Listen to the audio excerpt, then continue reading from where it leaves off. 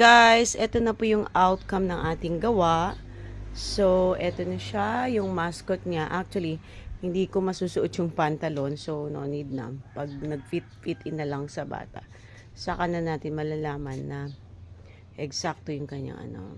Ang importante, lalabas yung tunay na pagmumukha ni Dolphin. Ayan, meron pa siyang fin dito sa gitna para magmumukha siyang totoo.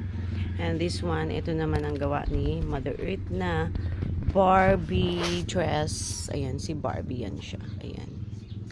So guys, hanggang dito muna tayo at magpapahinga muna tayo. Ay, ito si Peacock, ang magandang Peacock ko, tsaka si Mama Mary. Ayan. Hindi siya nalinisan. Bala ko siyang linisan pero busy tayo. So, later na on lang po. Bye guys! Guys, eto na po yung out